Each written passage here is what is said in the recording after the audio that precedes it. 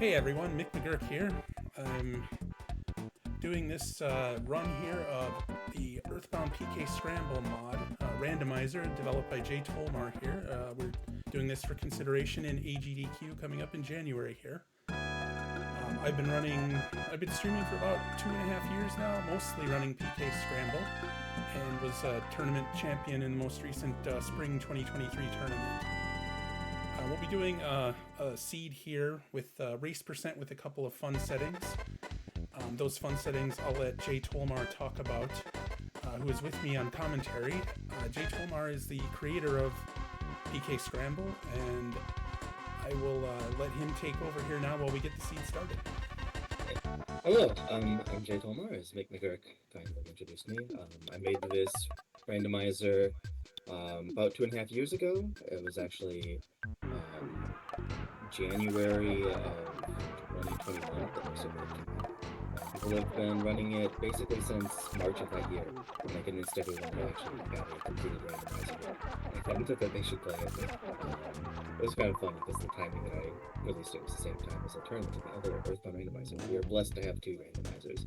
So this is a key item randomizer, and we can fit the whole spiel about how it works into some of the early checks. So I'm going to give Dirk a countdown, and then we'll get started. So we can get started in 3, 2, 1, go. So, this is PK Scramble. It's an EarthBound randomizer. There are multiple EarthBound randomizers. This is the key item randomizer for EarthBound. So, on default settings, you're going to start out in Ness's house here. And there's a couple of things that everyone always does to start out. We're going to go up here and talk to Buzz. All of the major, plot point checks, talking about Ness's journey and psychic stuff, is... McGurk, you have paused your stream. Whoops. Sorry about that. No worries.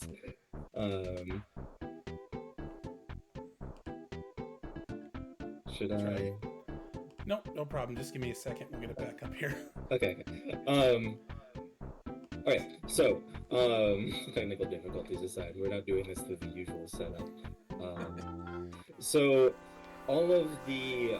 what was the thing that you got off of Buzz there? Because I missed it. I will have to look in a second because I realized I messed it up. Right, so this is... So all of the major plot points and psychic stuff are going to be replaced with a thing we call a PK check, which is going to be usually a random teleport. So McGurk got the teleport to Happy Happy Village, which is a very fun one to get started with, so I'm glad we got that for this seed.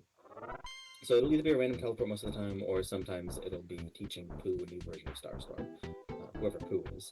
So we're going to be going up this on it mountain, which is always the first handful of checks. There's also going to be the Mani statue, which is kind of the most obscure check in the game. It was needed to make the logic nice and clean and fun. And then, of course, the meteorite piece will be a random key item instead of the meteor. So because it's the key item randomizer, nice, you got the liar skip. So whatever in a key item slot, such as where the meteorite piece will be a random key item. So it could be like the Franklin badge or something. And in fact, because we have Happy Happy Village, that's actually a decent guess.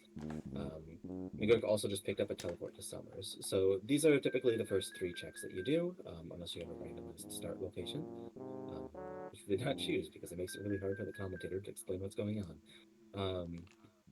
So we're going to, you still have to talk to Liar even if you skip him, both of these times, because you just get stuck in it. So McGurk's going to be picking up these key items, and then once he has an idea of what he has, he's going to be choosing where to go to the fire copy. I did not see that coming. So these are going to be strange logic. I'm going to just let McGurk figure that out while I just talk about the randomizer. So going to Happy Happy Village, there's a few things you can do. There is this self-serve shop, which is in the vanilla game, but it's just a unassuming local guy guarding it. Here it is a random boss. There is this shack where normally Paula is imprisoned. It might be Paula, it might be... It's Paula. Okay, the kid that you get from these are random. And McGurk got a random key item from her because she would normally be giving you the Franklin badge, but she had the key to the cabin. So Paula was just kind of having a brain fart today and didn't realize she could unlock herself from the cabin. So very lucky to have the that item there. And we also have Paula. That's actually not going to get us any more logical progression. McGurk's going to go ahead and teleport out of this scripted fight, which triggers when we go here. It will just be sitting there waiting for him if he ever walks back there in the world. Meanwhile, the rest of the stuff that you can do in Happy Happy Village. So in here, you need the Franklin badge to actually do this check, but some of the presents down here are accessible anyway. So McGurk just went in here and looked anyway and found that it was like $500. So that's pretty nice. Sometimes you'll go in here and it'll just be something that the randomizer never expects you to get here.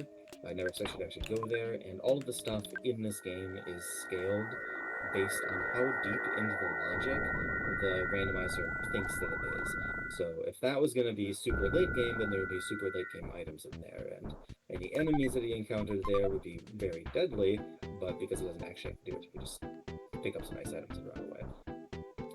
That maneuver of picking up a item in some place that may or may not be out of the scale that you're looking for is known in the community as a vibe check. And we're going to be having probably another one coming up soon. The sharks down and on it have a trash can next to them that is also scaled at whatever level they are, so you can kind of tell, are the sharks going to be the same, or going to be a reasonable level for you to encounter. You might be noticing that there are a few more weird things here besides just the fact that there's key items randomized.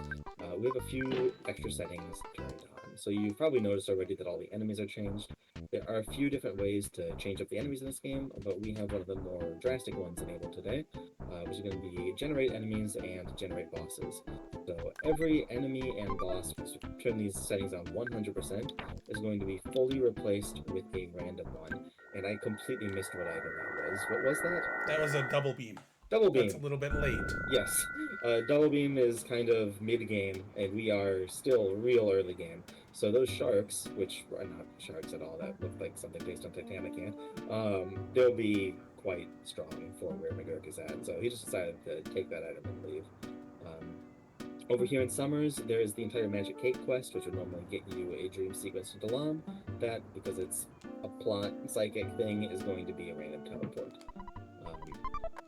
So as McGurk completes that, we can talk about the generated enemies. So every enemy in the game has been replaced by one that uses a sprite from a random enemy, and then has just a completely new attack script generated based on what the enemy looks like. So something with really prominent teeth is still going to get bite attacks. Snakes might still be poisonous. You're not going to get a lecture from a snake, but you might get one from an old man. That sort of thing.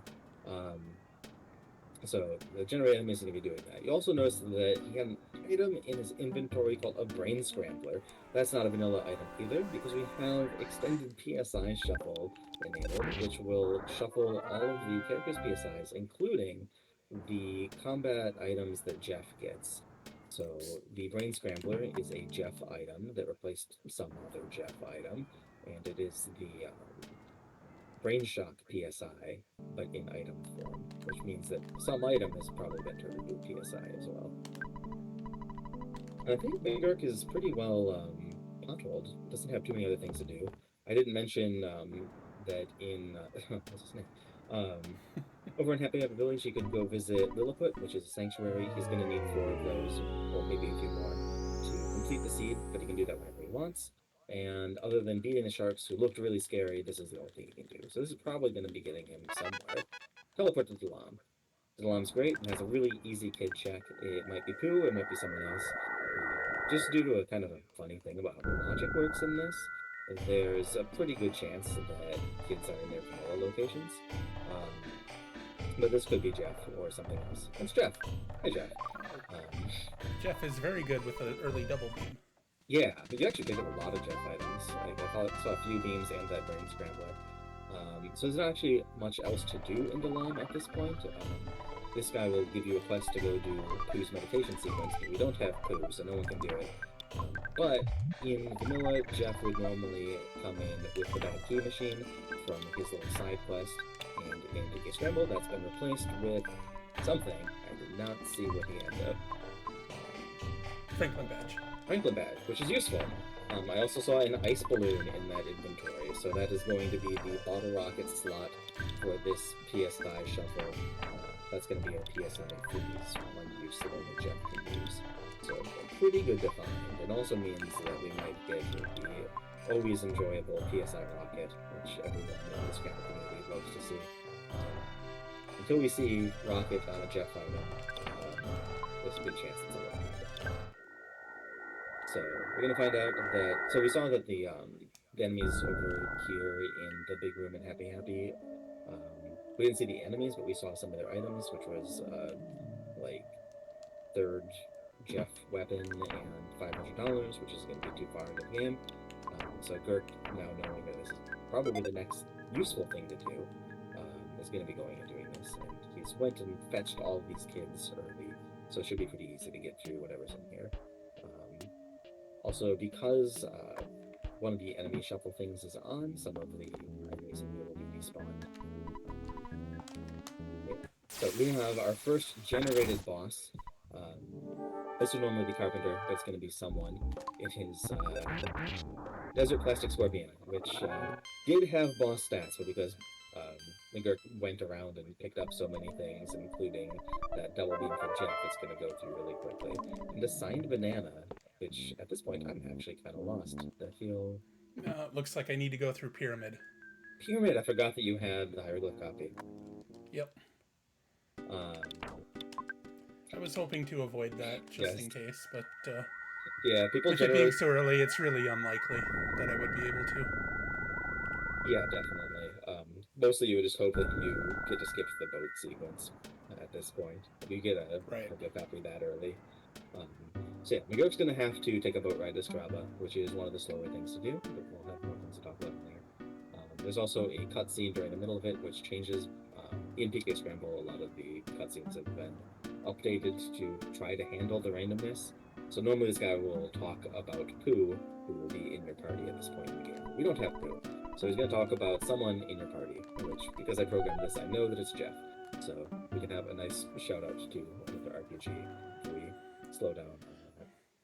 He's also let me know that I will be fighting an erstwhile bro in the water. Very useful.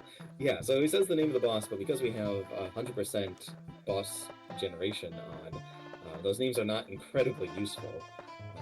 It's just going to be someone who could be named an erstwhile bro.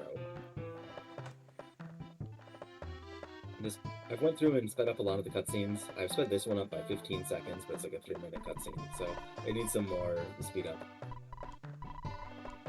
And Girk just rolled past it. He's not going to turn my boat into an airship, is he? Talking about Jeff? There you go.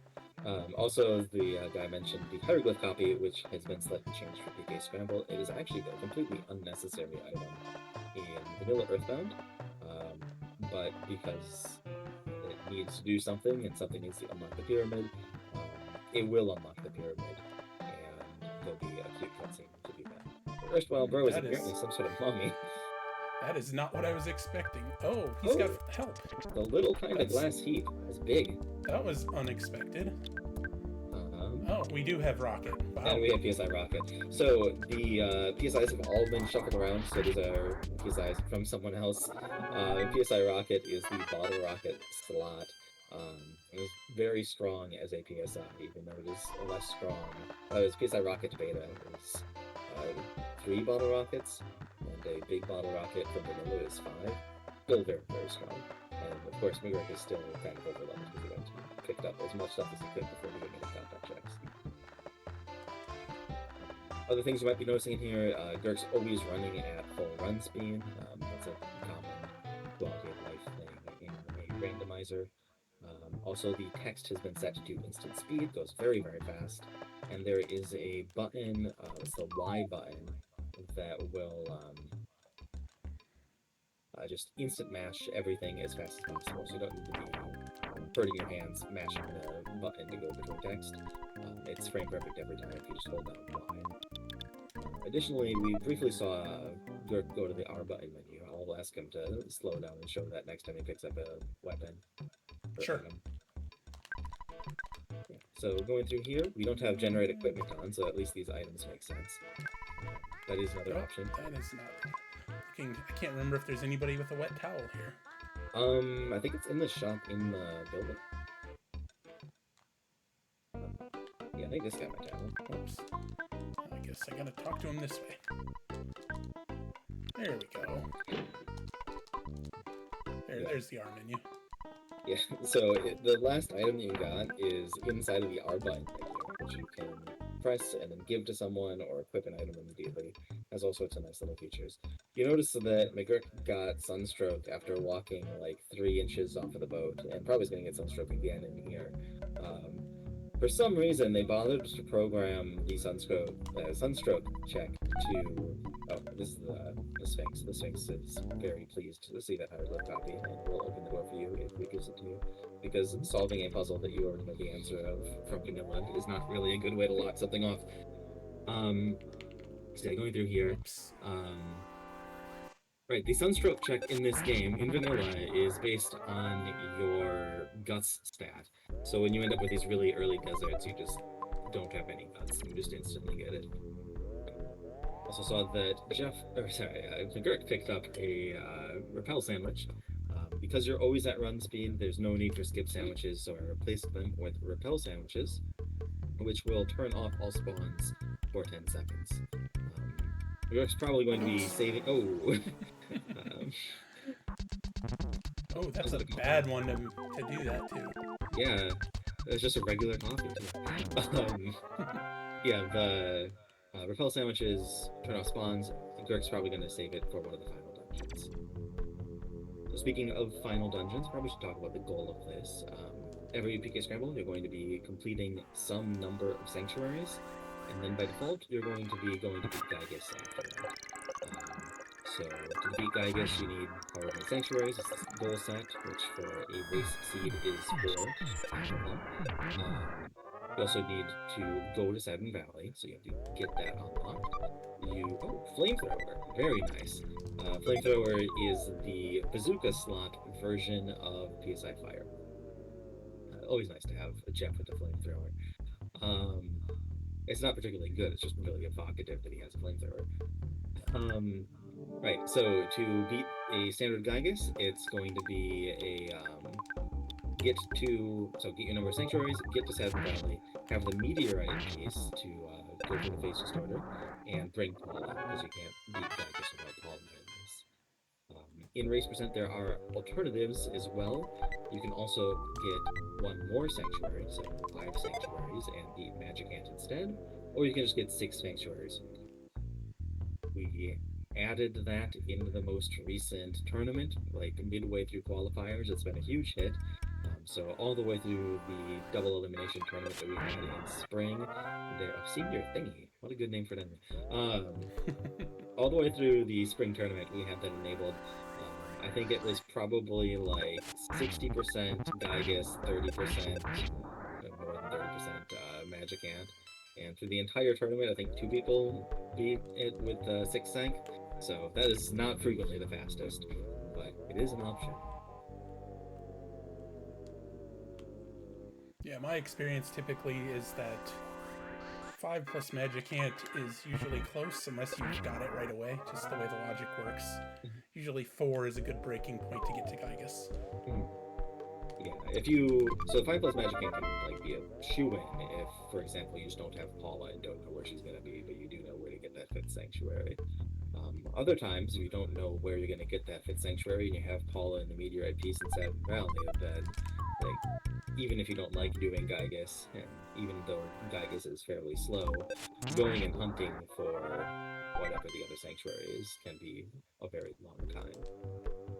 Whereas 6th sanctuary, it's pretty likely that doing Magic Ant is going to be quicker than finding another sanctuary, but if you just have 6 unlocked, then there's a good chance that you could just do that and go quick next.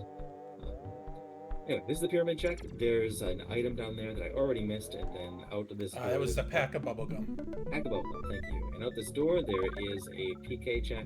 This is normally where you get Pooh abducted in Starstorm, but instead, we have a teleport to Foresight. It was very good. We have a bunch of Foresight items. We've got some good items here. Yeah. So this guy is a very fun one. His scaling is going to be set the same as if you need to go down this way. The only thing you need to do heading this way is go through Dungeon and get to Deep Darkness. So if you don't need to do that, and the logic has put that off for a really long time, then this can be really deep in the seed. So I saw a very fancy frying pan, and upgraded version of the ice balloons. I think that was actually the MBR equivalent balloon. So very strong items here. This place is also probably loaded. All of the enemies in here are going to be nightmares. So you'll see that McGurk's going to do the despawn trick. This is real Earthbound speedrun strat. You might have even discovered this casually. I did when I was a kid. If you see an enemy, you can just walk away and then scroll back on screen and hope they don't spawn that time. Magic tarts are summer tier, but not terribly useful. Crystal charms are also summer tier. So that's how deep we are into the seed. Is I think summers is 3/4 away, halfway, somewhere between those. So actually not as deep as I thought. But, yeah, I mean, Big League Bet is generally the latest one we get in most race percents for NES. Plasma throw. That's another another fire in a heavy bazooka slot. So very exciting to see one of those. I should be keeping these things instead of throwing them away, since I got a shop right away. Oh, are you planning on going to Deep Darkness and shopping? I'm gonna check it just in case there's good like pendants or whatever. Yeah, there's a very good chance that there's good stuff there. It's possible that it actually comes up later in the seed that you just get a teleport there, and the reason all this is scaled so high is because the logic when it was walking through the game just didn't go this way, it went through the teleport. But probably all the stuff in Deep Darkness is very strong. So McGurk is taking a detour. Probably everything he's doing here is not necessary to beat the seed. But because everything he's finding is just very, very strong items, he's just going to be able to clobber everything that he runs into going through here. Kebab is, of course, Scaraba tier. So, the way the logic works in this, I've already alluded to it a little bit, but to be a little more clear, the randomizer lays out all of the items and stuff in the game so that you can get through it. And then whatever path it took through the game while it was laying out those items and making sure that you can get through, it's going to place everything along that path in the order that it visited them. So early stuff in the game, early along the path that it followed, is going to be early game items and enemies that are scaled to low levels. If you turn on a setting called Progressive Enemies, you can even have early game enemies along that path, no matter what the path is. And as you go along the path, you're going to find higher and higher leveled enemies and better items. And the items are just in the order that they are in vanilla. So stuff that would be in Scaraba is very deep, even though it may or may not actually be better. Food in particular is all over the place in EarthBound. There's lots of late game food that's not any good. The best food is late game, but there's mediocre food all the way through the game. So Gurk's checking that one dark spot, which is always very deep in, and as he suspected, this is going to just be very good stuff in here. A mummy wrap is actually a very strong combat item as well. There's probably another magic tart there. So that's one of the spots you can get a magic truffle in vanilla. Those are scaled. We are apparently not quite deep enough for magic truffles. And we have more just very strong stuff. Rain Pendant, that's very good to know. So one of the things you're going to be doing in one of these scenes, if you'd like to go fast, especially if it's a Gygas-enabled scene, like this one is, only if it's a Gygas-enabled scene, you're going to be looking for how to beat Gygas. So in a race percent seed, the most dangerous thing that Gygas can do is freeze you. And a Rain Pendant is full protection against freeze. It's a little bit rare to find them in these seeds. So McGurk's going to be making a note of that. Probably just going to go grab that while doing Gygas prep. Unless this seed is like super stacked towards being a Magicant seed, like just the fact that there is a available Rain Pendant makes it more likely he's going to choose the Gygas route. So yeah, so as we expected from earlier, Gurk found a strong weapon here, and he's like, oh, he's going to be fairly deep into the game. He's done a whole bunch of stuff since then, so it's going to be feasible. Also, that's true, he used PSI Freeze Epsilon, which is weaker than Alpha.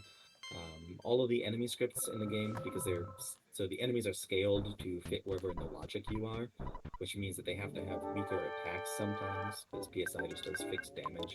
There's no offense or magic offense stat in EarthBound. They have to be scaled down to weaker ones, but the weakest freeze is PSI Freeze Alpha, which is very dangerous.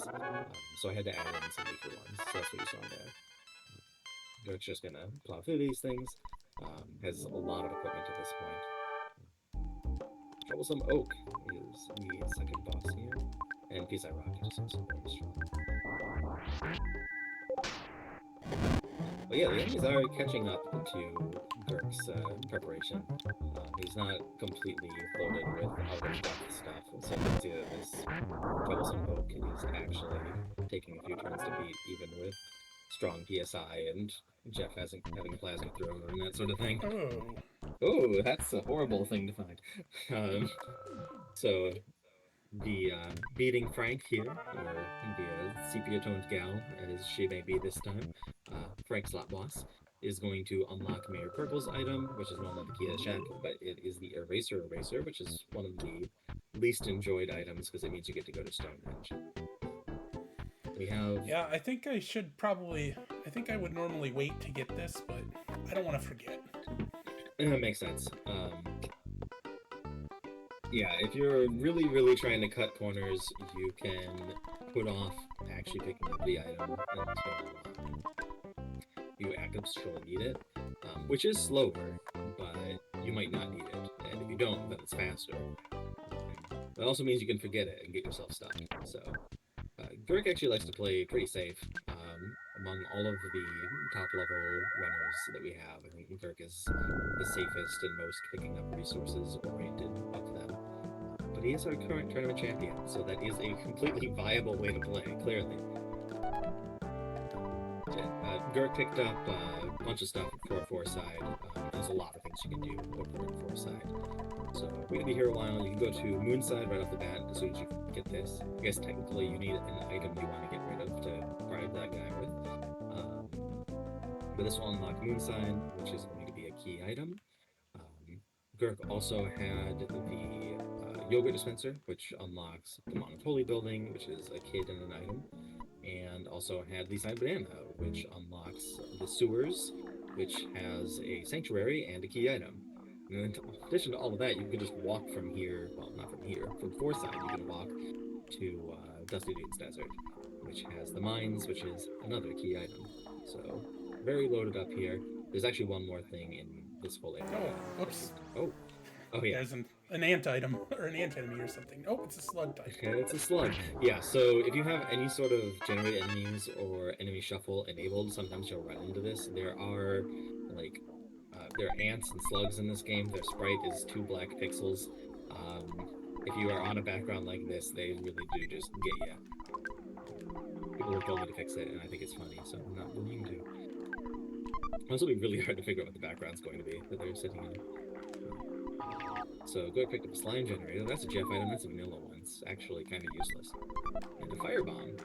Actually, that's an anybody item, isn't it? Yeah, it is. So all of the bomb slot items, which is the attack item anyone can use, all of them have bomb in their name. They didn't used to, but people got very confused by it. They still get confused by it. So at least there's a helpful rule you could use.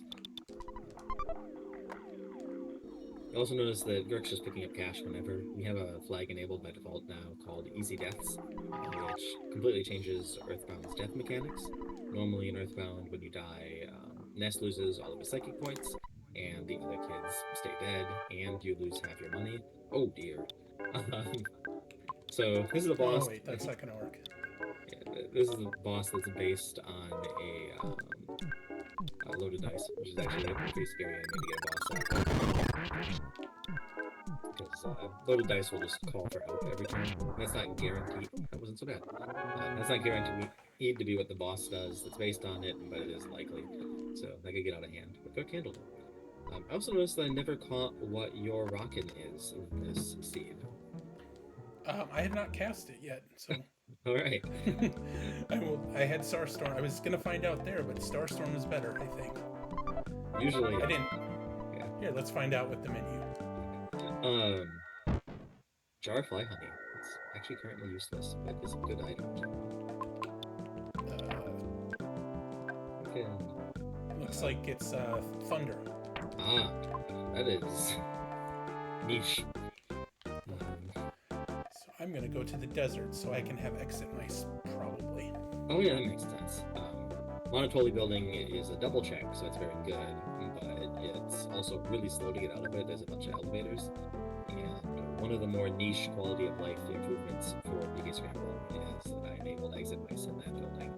So Dirk's gonna go do this check, which happens to have exit mice in it, and then route in that building next, and not have to do the entire walkout.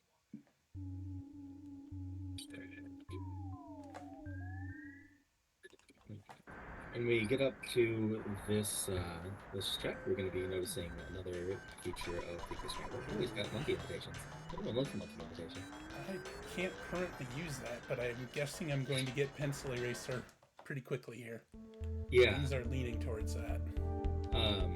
So because the guy in front says what the item is going to be, and New York knows they can't quite use this item yet, it would be valid to just turn around. It does kind of make that go get exit mice play less valid. But something you're going to notice here is that this is not quite how Mole Cave is normally. So there is a flag, which is enabled by default in the racing settings, called Bridge Dungeons, which just takes the 2 longest dungeons of the game and chops them down a lot. So Mole Cave is very, very long. The abridged version of Mole Cave is 60% as big by number of screens, so it chops down quite a bit. And it's a fairly reasonable... grab the brass mouse. Oh dear. boy. That's a lot of mouse. Oh, okay. dear. Yeah, you don't need these items. Yeah, so that's got a diamondizing bite. We now know that this is out of scale, and you do not need the you do not need that item. But if Gert can manage to run away, he can probably still pick up the mice and maybe some other items from here. It doesn't look like he's going to manage to run away. One more chance. It did! Hey, Oh, look at 1 that. HP. So that's pretty clutch. If he can manage to pick up an item or anything, he probably gets it. Oh, that's scary. I auto one against those Fobby types. That's so strange. Yeah, it is. I think, did you green squirrel Bobby? One of them I did not, but one of them I did. Huh. Oh, there you go. So these are probably big items. Horn of Life, that's a big item. And a chicken. Chicken is very useless, but it is actually, in PK Scramble's code, is considered a very high-level trash item. So, yes, we know we're deep into logic. I assume you're just gonna death warp out, or pick up as many items as you can before you death warp out. Yep, that's the plan. Yeah. So, this is kind of... Oh, wait, Jeff's by himself. He probably can't auto-win this. Probably can't, especially, well, you literally can't against 2 of them. Oh, good run though. Have you Dragon Knight? There's one more down here, and then I guess that'll be enough. Yeah. So, the layout of a bridge multi... Oh, there you go. So I think the rest of the combat in this game is going to be pretty quick. So the layout of a bridge mole cave is pretty similar to regular mole cave, except the rightmost mole has... So these are moles, so these smiling sphere-looking enemies, definitely moles. The rightmost mole's cave has been merged with the cave of the one that goes through a little tunnel. So there's just 2 down here, yeah. So there's 2 down here instead of a bunch. Rick's gonna go ahead and just die to a worthless marble. And because we have easy deaths on, he's gonna go wherever he saved, which might be nowhere. Where have you saved? Oh yeah, there's an auto save when you go through a bunch of the boat cutscenes. That's convenient. Oh yeah, you can just buy a bunch of stuff. Get my 2 rain pendants that I want to get. Were you planning on any of that, or is that just a happy chance? No, I didn't know I was going to be here for sure, so... It worked out very well. Alright, I guess we're just going to go to Foresight now. Alright. So yeah, McGurk has basically endgame gear better than you're expecting in a scramble. Rain pendants are like...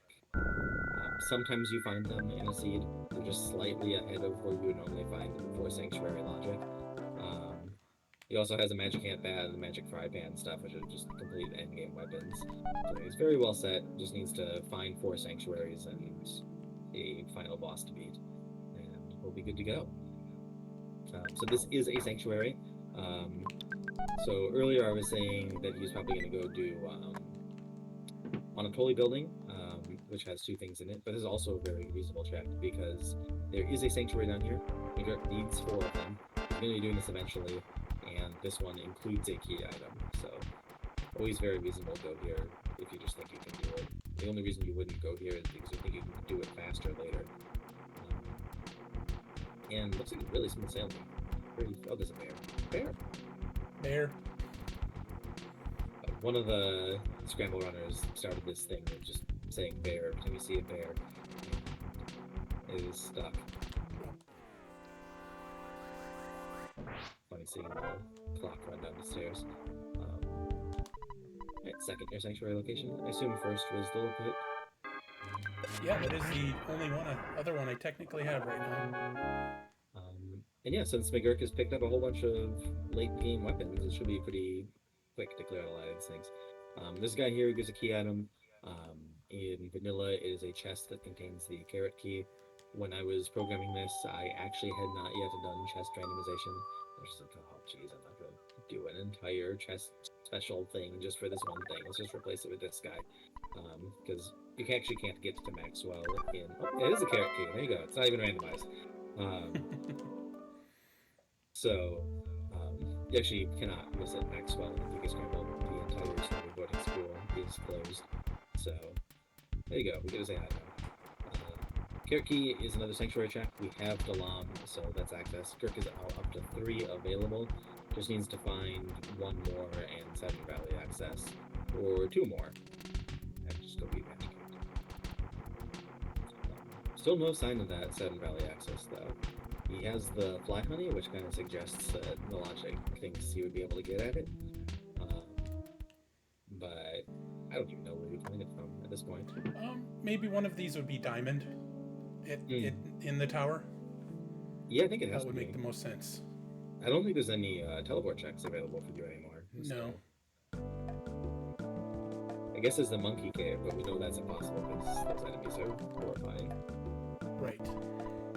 Yeah, so McGurk's gonna go up here. Monotoli building is, as I mentioned, a kid and a key item. You can actually check what kid it'll be by beating the department store. Department store is just a hint of what this kid is in a whole lot of high-level shops. Since McGurk is already just loaded down with great equipment, and don't think there's any chance that he's going to be doing that. It is an uncommon play to start with, and like just completely not the play here. Yeah, that usually ends up being a thing when we start with foresight and we can't really figure out where to go. Yeah, there's basically two cases that I'd recommend it. One is if you have a random start and it's foresight that you start with. It's probably low scale, it has lots of good items, it's a good place to get your initial levels. I think a lot of people sleep on that one. And then the more niche one is if you have your final boss access, you have Gygas access or something like that. But you just don't feel like you quite have enough stuff, and foresight was the last thing you unlocked, then you can go get a bunch of good items out of the department store. Alright, and we have Mr. Sort of Podunk Man. Does not stand up to all these high-level items we've found. He is sort of gone. Sort of Podunk, sort of it. Alright, we have Pooh. Well, that's full kids. That is actually the other teleport track that you could have needed, so you might not have to do the very long route through Diamond and stuff. Oh, but there is the Diamond. Right, we have a fork. I think I know which one he's going to pick, but we have a fork. Let's see. Let me just clean up my inventory here quick. Oh yeah, so inventory management in EarthBound and PK Scramble can be a big thing. Knowing where your items are is kind of worth just doing a bunch of inventory management once in a while. One of the ways that you can do it, that I can see that Girk is doing, is you keep all of your key items on Paula, because Paula's not item dependent at all. And you keep all of your repels on Pooh, because Pooh's also not very item dependent. Jeff needs tons of items and he's slower to menu too, so you don't want to do that. And Ness just ends up with everything by default, so filling up his inventory ends up being clunky, even if he's not. So this is a common item management strategy. Another thing that's common is swapping those roles of Paula and Pooh. If you get them in the other order, you might do them in the other order. But yeah, we have pal sandwiches and stuff. So there's 2 rounds that Megurt can do now. He can either go back to Dalam and do the meditation sequence, which will be a random teleport, or he can take the diamond over to the theater here, pay off the Runaway 5's debt, and get 2 things: a key item, which replaces it's a slot that the signed banana would be in, and a free ride to Threed, because of course you can use the Runaway 5 bus to get to Threed. Looks like he's going for the teleport first. I thought it was going to do. And in case this is Threed, it saves me the bus ride. I suppose. I think it's unlikely, but I'm just going to check it anyway. I mean, if it's Saturn Valley, then you don't need to do Threed at all. Right. So going straight to Threed is actually really common whenever someone has access to it, because there is an easy kid check in there. So normally you'd be prioritizing that because getting all the kids early is really good. They all add to your offensive abilities. They all have inventory slots. So you can do that and get to the seed more easily by prioritizing all of those. But we notice that Megurt has 4 kids in his party, so doing the remaining 2 kid checks, not going to get him as much. The remaining slots are going to be a teddy bear, which is kind of a booby prize, and Flying Man, who is very cool and punches things really hard, but is not necessary for anything and does not have inventory slots. Yee. I want to see 2 of these guys. Double trees! Black Steel Woodo. That would have been more dangerous earlier on. Yes, that... You could have done this earlier, I think, so... That's the Sanctuary. So one of the advantages of going down this round with York's Choose as well is that you can just clear out the Sanctuary that he has access to, because this is right next to the meditation sequence. Yeah.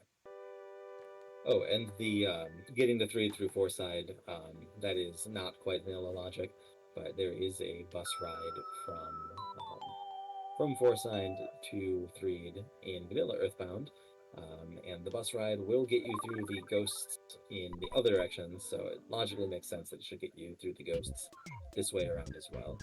So if you do that, that's an option. There's quite a silence just for the same thing before.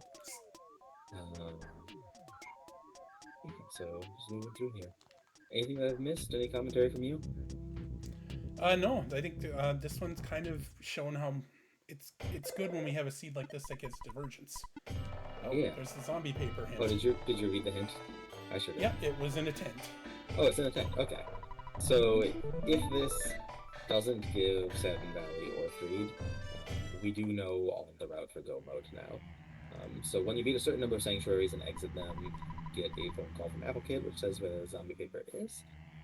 Zombie paper is useful because it gets you to Satin Valley, which is frequently necessary for a lot of flag settings. But this might be useful, or it could be Starstorm, which is also useful. I guess it wouldn't actually be Starstorm, because we have stuff shuffled and Starstorm is in the flash slot.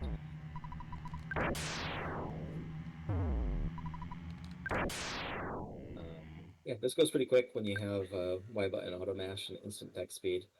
I think people kind of put this one off more than they should because they don't realize just how many speed ups there are on top of this. Bomb, ooh, that's fun. Yeah. So PSI Bomb is in the Bomb/Bazooka PSI, but it has been moved into Pooh's Starstorm slot. So because it's Gamma Starstorm is very strong, he gets the Gamma version of it immediately. So yes, that'll be a very strong PSI available to Pooh now. So even though that wasn't logically needed, we have even more stuff to steamroll the rest of the seed with. Yeah, so this is gonna be a double check.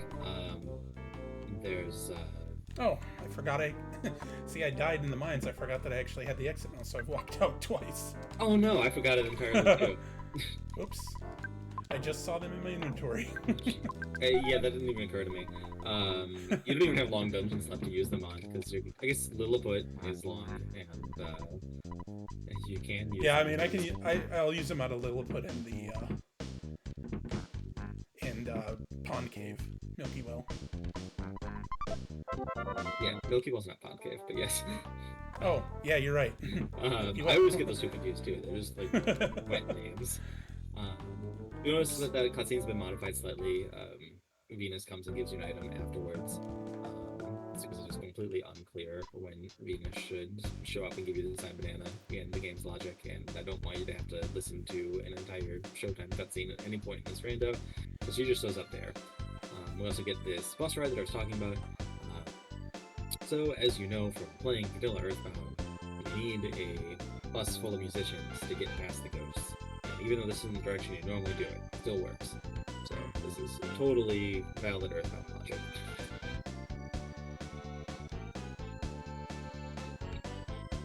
This is actually one of my two favorite things you can do in logic in PK Scramble. It's this and using the pencil eraser backwards. I thought for sure that was the way it was going to go, not until we found out what was actually in the diamond mines. Yeah, well, that was a monkey invitation, so like. Right, I was thinking that meant we were going to get pencil eraser right away, and so we were going to get to do it. Oh yeah, I was thinking it was pencil eraser right away when you had Happy Happy Village at the start of the game. As you can see, we got past the ghosts. This drops us off right over here. And there are checks in here. I don't know how many of them Eric's going to do. There's the tent right south of him, which unlocks once you have Jeff. And we got that phone call that says it's the zombie paper. The zombie paper. I think that's basically what we need right now. Yeah. It's the only thing that's necessary, that's for sure. Hey, you got fire on your face. What's that saying? Pretty guard hot sauce. Show off all your new gear stuff. Oh, it's got a little fire. Gamma, which was enough. Yeah, so remaining options in Threed, there's this check here, which we know is the zombie paper. There is actually using the zombie paper. And then there is getting ambushed in the hotel, which you might actually have to do. I don't remember if I think you actually do have to do it. Yeah, I can't sleep in the hotel. Yeah. Unless they do that. Oh, we got... time. It's Tony. Register your meme, please. So, normally at some point in the game, Tony calls and asks you to register your meme as a player, and I, a seasoned veteran of the internet, know that's not what people are going to do. So, Tony acknowledges what you're actually going to do is put a meme in here. And McGurk has realized that Awesome Tips and Quick fits exactly into the thing. Very nice. So, yeah.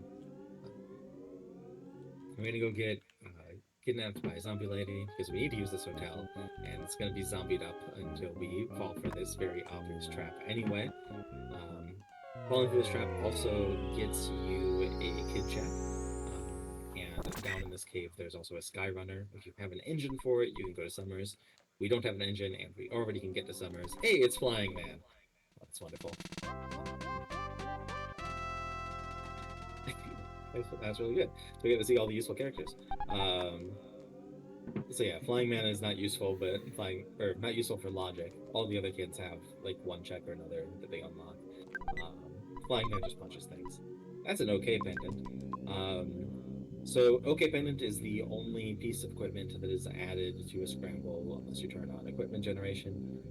It is just a minor resistance to all elements.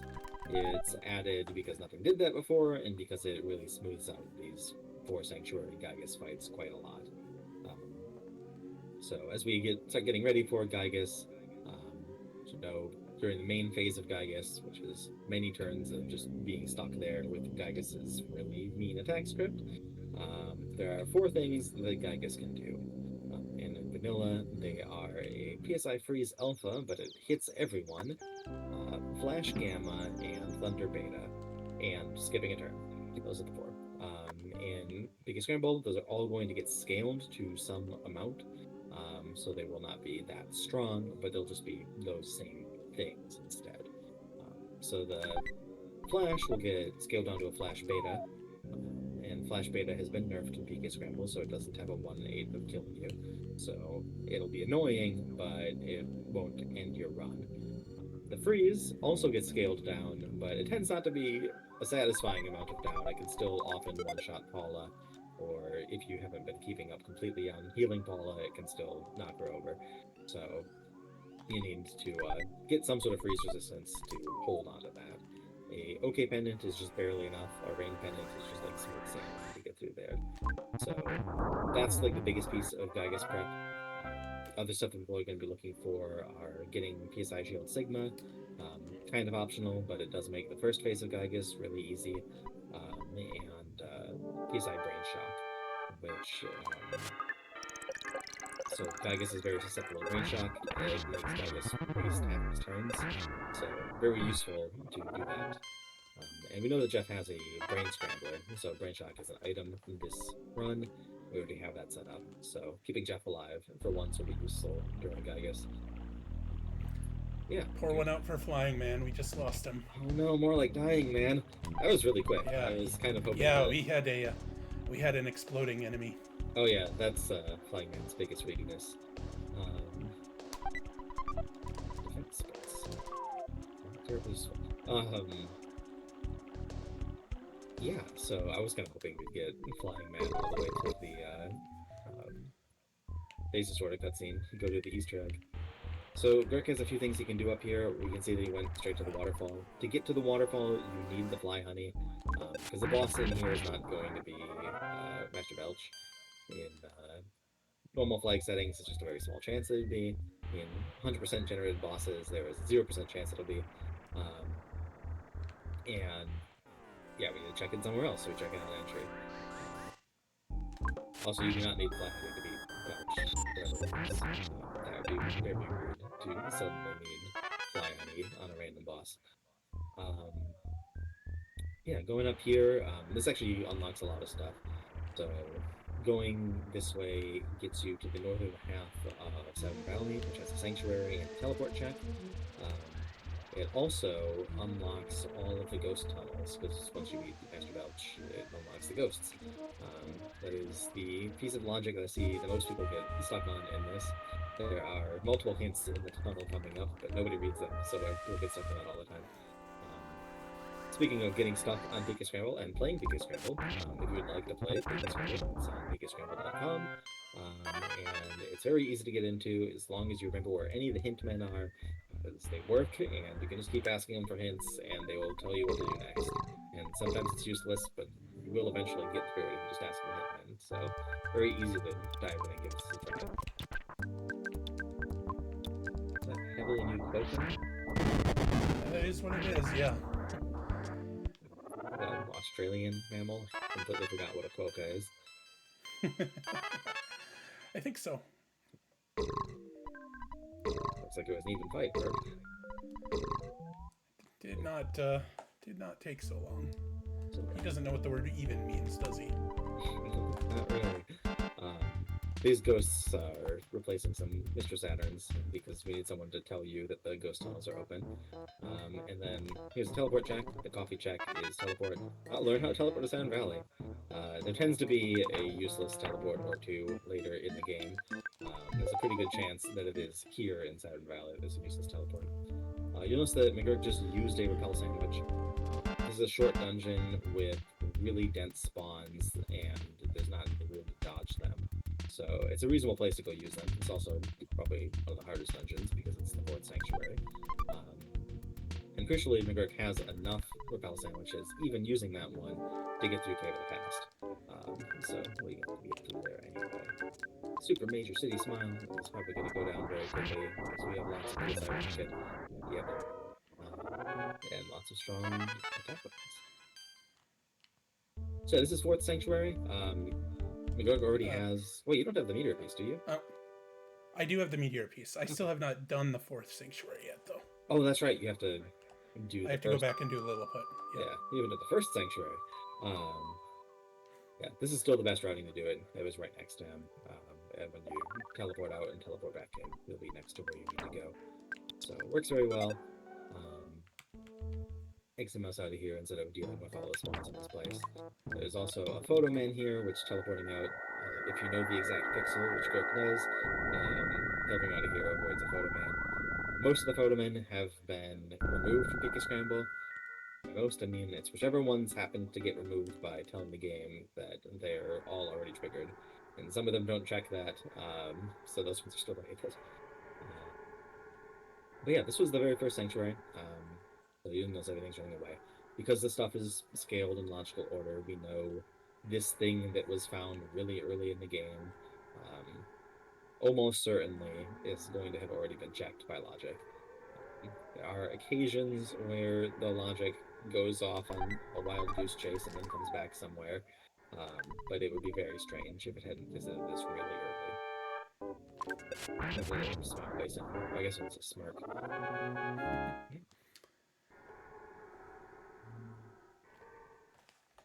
I guess if there's GDQ, so we're gas for donations. In a couple of moments of that. Yeah, so for GDQ submission runs, I think, Kirk, you're talking about using curses as an incentive. Yeah. So if you are the person who is watching this for reviewing the submission, first enemies is a challenge flag. It adds 1 rude thing per enemy at random. 2 curses is very reasonable. People have beaten it with 10. But it's a nice, fun way to add challenge. It's not just cranking up the stats on enemies. They're very fun. You'll probably get a couple of like shock expressions out of McGurk when he deals with them, but he'll also be able to go through them pretty quickly because he's a very experienced runner. Some of the curses are very entertaining. They are sometimes challenging and always rude. There are some just plain mean-spirited ones in there. It's pretty funny. So, highly recommend curses. They are a fun way to spice this up. Yeah, so Gurk's doing final prep. Once you beat your 4th sanctuary, there is another shop in Saturn Valley that opens up. Infinitely, that's actually triggered by the beating Nightmare. You'll be able to tell the difference between those 2 plot triggers. But Gurk's not going to bother with that. He's already got like every piece of gear he could possibly want. Checking this. Check a couple of winters. There you go. So if you wanted to do 5 sank, there's your route. That's really slow. It's honestly, it's possibly close. I also have 3 item checks that are really easy that I could have done, but a little slow. I could have done the tiny ruby, and I could have gone to Twosome for the 2 checks there, which one of them could have been, and probably is, the key to the shack. Oh yeah. Yeah, so if you wanted to clear out this whole scene, it's a pretty clear where to go next.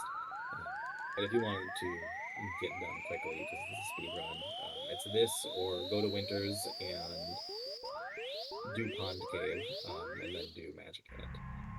I would say the fact that it's a Tessie cutscene between those pretty much sets it to this is the fastest route. But if Kirk says it's close, it's close. Kirk is a reigning champion. So yeah, this is Cave of the Past. Normally, so the spawn rate in here is just really high. You don't really want to deal with the enemies in here. And if you don't have some sort of enemy shuffle enabled, then it's the rudest enemies in the game. They're all awful. Hey, there's another repel. So saving up repel sandwiches for here is super common, and you'll notice that Kirk has already done that. Because we have generated enemies, they're not going to be as bad as they could be if you did encounter an enemy. But once again, the spawn rate's really, really high. It's hard to avoid fights in here without taking a long time. So it's still fast to do it just to avoid the fights. Final item check, very responsible. And normally we would play guess what the boss is. Because it's generated bosses, there's really no way of doing it. So Gygas is not randomized yet, but Gygas' assistant is. So Poopoke will be completely up in the air. I'm gonna say some sort of snake. That's my guess. Ooh, that's a good guess. I'm gonna go with an alien. That's even easier. Wide variety of aliens. I was meaning like a spook type, department store spook alien, and it's an ant. And it's an ant. Variety. Or spider, maybe too. Sir Madam something? Sir Madam?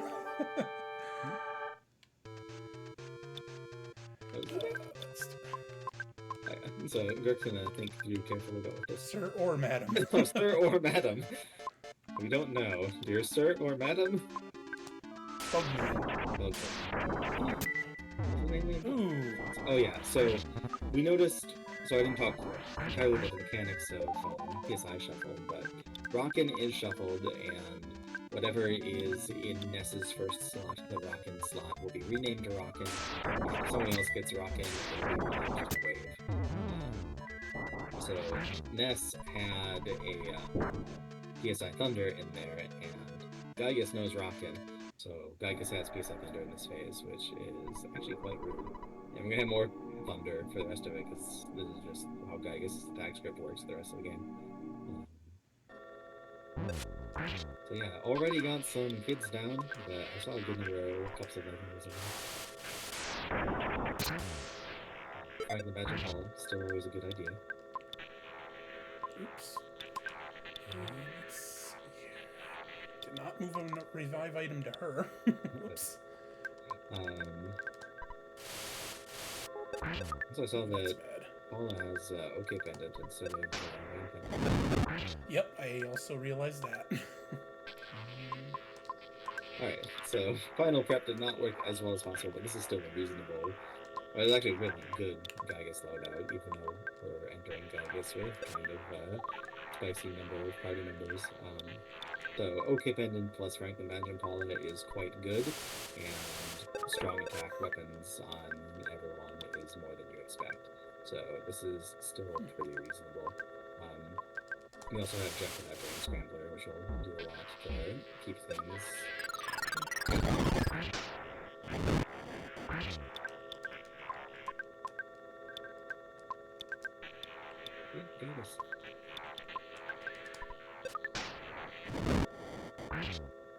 Alright, there we go. Phase 3. Yeah, so we're into the prayer phase now. Another couple of brain shocks that need to get off. If they both land, or if we get 2 turns in, then one lands, then that should be pretty smooth sailing.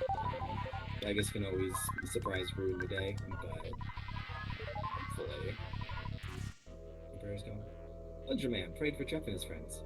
Oh, Ledger Man. Yeah, so the prayers have been randomized. There have been a number of people in the EarthBound hacking community who've done like some amazing work to make it so that, for example, NPC sprites can be displayed in the middle of a battle and stuff like that. It's a Magic 8 couple. Nice Magic 8 couple. So yeah, shoutouts to everyone who helped me out on this, and shoutouts to the entire community. It's been really fun playing this thing kind of way and getting to do a whole lot more EarthBound than I was before. Sanchez's brothers are spinning, which is what they're known for. I see McGurk's not doing his shoutouts yet. He's not going to guarantee that he's getting to Gygus. So Gygus is weak to Brain Shock, and McGurk managed to get a Brain Shock, which means that Gygus is going to attack himself half the time. So that makes this a lot easier. But Gygus' attacks are still very, very rude, and it is entirely possible that something goes wrong because of the very end. Good kids.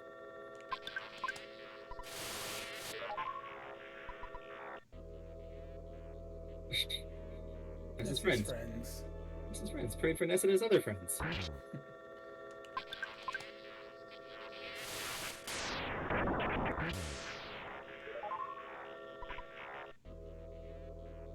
Whose girlfriends? Whose and his friends. Alright, so we got 2 prayers left. Flashing lights warning, she said a few seconds earlier. But it will be worse after this. So, a little flashy here, and more flashy in a couple of seconds.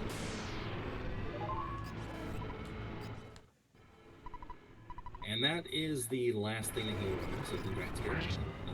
We don't mark time until we actually get to the U1 screen. and that's just so that it can be consistent between all of the different end conditions and things that you can set to. So just a little bit longer, and there'll be a big flashing light warning like now.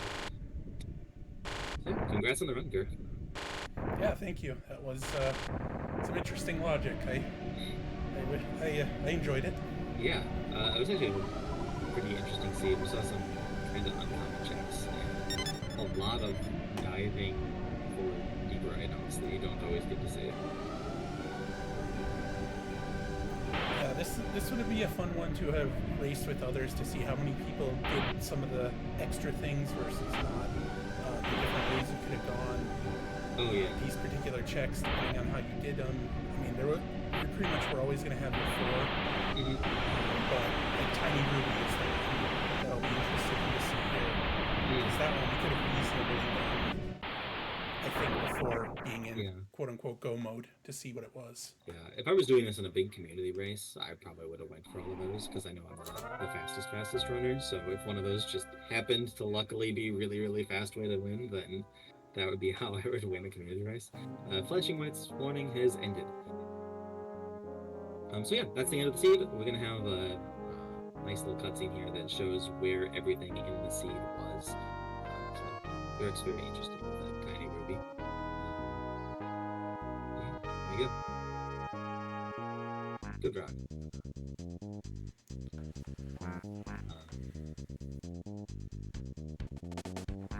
Yeah, this whole thing's been very... There's also some times in here, time count by the frame count, I believe, and a couple other fun stats, which everybody likes to see. Yeah, definitely. This whole thing's a blast. We've kind of taken over the EarthBound speedrunning community with this. I think a lot of people have switched to Scramble, and then a lot of Scramblers have went into making some really good vanilla speedruns.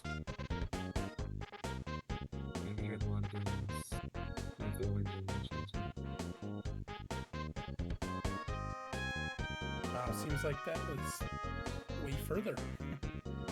Yeah.